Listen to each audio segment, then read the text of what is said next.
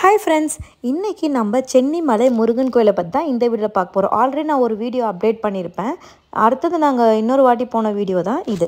இந்த கோயில் பார்த்தீங்கன்னா உங்களுக்கு ஈரோடு மாவட்டத்துல உங்களுக்கு இந்த கோயில் இருக்கு. ஆக்சுவலா இந்த கோயில் வந்து மலைக்கு மேலே தான் இந்த முருகர் கோயில் இருக்கு. அதுக்கான வழி தான் நீங்க பார்த்துட்டு இருக்கீங்க. இதுக்குமே வந்து நீங்க ஸ்டெப்ஸ் மூலமாவும் போலாம் இல்லனா வந்து நீங்க கார்ல பஸ்ல போலாம்.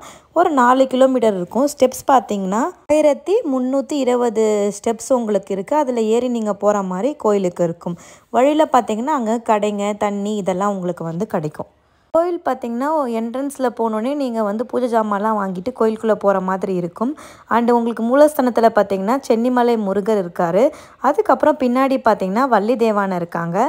அதுக்கும் பின்னாடி பார்த்தீங்கன்னா உங்களுக்கு சித்தர் பீடம் இருக்குது. அதாவது பின்னாக்கு சித்தர் அப்படின்னு சொல்கிறாங்க. அப்புறம் தன்னாட்சியப்பன் ஆலயம் அப்படின்ற மாதிரியும் அங்கே ஒன்று இருக்குது.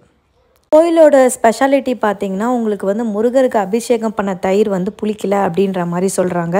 இப்போ நான் உங்களுக்கு காமிச்சிட்ருக்கிறது கோயிலோட என்ட்ரன்ஸ் உங்களுக்கு காமிச்சிட்ருக்கேன். அண்ட் கோயிலை சுற்றியுமே உங்களுக்கு காமிச்சிட்ருக்கேன். நேராக பார்த்தீங்கன்னா அங்கே தான் உங்களுக்கு முருகர் வந்து அங்கே தான் இருக்காங்க. அண்ட் இதுக்கு நீங்கள் வந்து சிறப்பு தரிசனமும் வந்து நீங்கள் டிக்கெட் அங்கே போயிட்டு வாங்கிட்டு நீங்கள் டைரெக்டாக வந்து சைடில் போயிட்டும் நீங்கள் சாமி பார்த்துடலாம். சாமி பார்த்துட்டு சைடில் பார்த்தீங்கன்னா நிறைய சாமிங்க இருப்பாங்க பாருங்கள். அதெல்லாம் நான் உங்களுக்கு ஓவராலாக சுற்றி காமிச்சிருக்கேன் பாருங்கள். அடுத்தது அப்படியே வந்து நீங்கள் பின்னாடி பார்த்தீங்கன்னா பின்னாடி வந்து உங்களுக்கு வள்ளி தேவானை வந்து பின்னாடி இருப்பாங்க. அது வந்து நான் உங்களுக்கு பின்னாடி காமிச்சிருக்கேன் பாருங்கள்.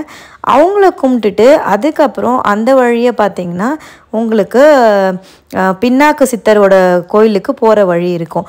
இந்த சித்தர் வந்து பார்த்தீங்கன்னா இங்கே வந்து ஜீவசமாதி அடைஞ்சதாக சொல்கிறாங்க.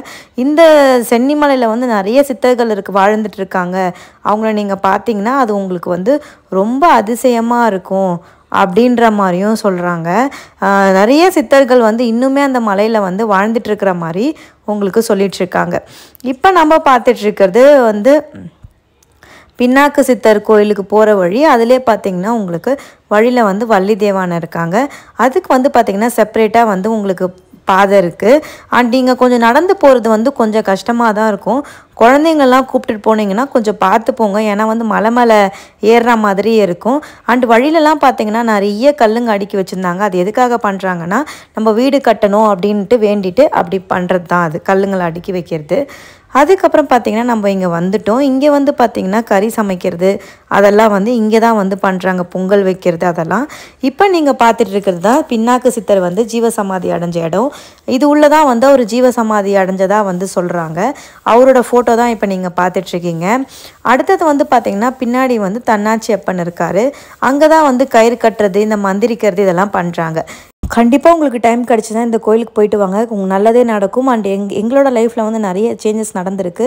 அதனால தான் இந்த கோயிலுக்கு நாங்கள் போயிட்டுருக்கோம். ஸோ யாரெல்லாம் இந்த கோயிலுக்கு போயிருக்கீங்க அப்படின்னு சொல்லிட்டு கமெண்ட் செக்ஷனில் கமெண்ட் பண்ணுங்கள். Bye friends.